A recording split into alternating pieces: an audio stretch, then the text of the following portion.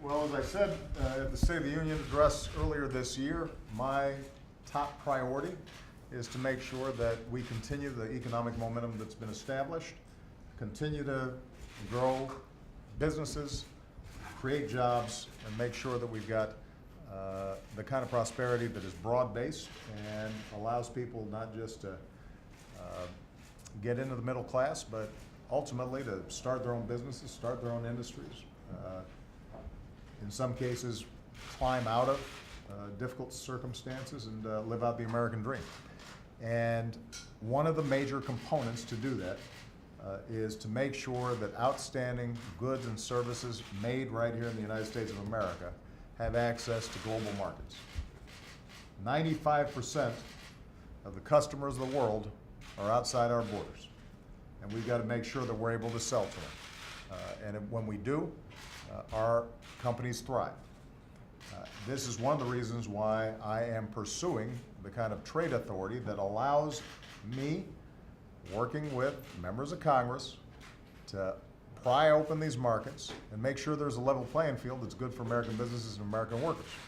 We already have one of the most open markets in the world. People are already selling to us, but oftentimes it's not reciprocal.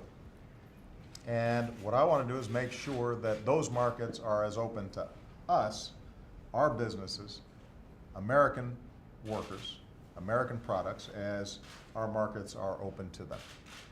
And one of the reasons that I brought this group together is because the perception sometimes is that the trade agenda is only important for big companies, big corporations, big Fortune 500 or 100 companies.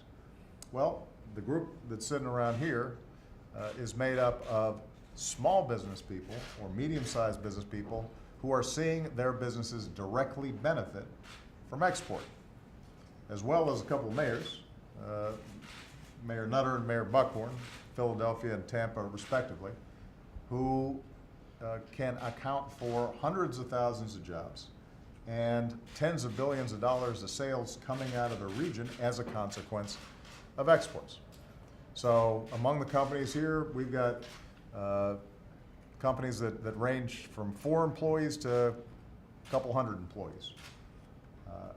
Some are selling as much as 20% of their products and goods outside the United States.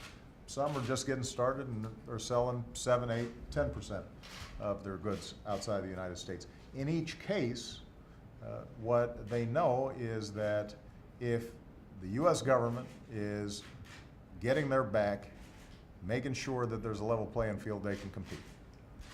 So just to tell one quick story, Jeff Huffman from Northwest Door makes big garage doors, and what he's finding is that when you have that stamp made in America on it, customers like that. They value it, and there's a ready market out there, and because he's been able to sell in places like Saudi Arabia and Australia, he's been able to hire more workers because his sales traditionally had gone down during the wintertime when people aren't thinking about buying a new garage door. They want to keep the one they got closed. And so it was there was a seasonal business cycle. Well, it turns out that when it's winter here, it's summer in Australia, and he's able to keep more folks on the job and in fact hire more people because of those sales and those opportunities. Steve Basta with Alter G has created or has a company that's created new technologies for medical rehabilitation. He's able to sell his products overseas, but what he's finding is in some countries you got tariffs that make his products more expensive, and that means fewer sales. And so this is not just the Boeings and the General Electrics that benefit, although they do benefit, and they've got a lot of suppliers up and down the chain, so small and medium-sized businesses benefit when the big companies are selling because they're sourcing here in the United States, but it's also small businesses and medium-sized businesses directly benefit.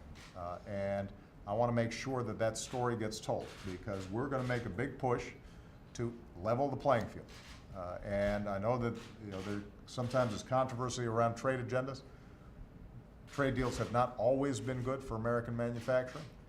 There have been times where because the trade deal was one way, American workers didn't benefit and somebody else did. Well, we intend to change that. We're not going to sit and settle for the status quo, and that's why we're going to make sure that the trade deals of the future reflect the labor protections, the environmental protections, the protection of property or intellectual property that's so important to our businesses. But we're going to pry those markets open.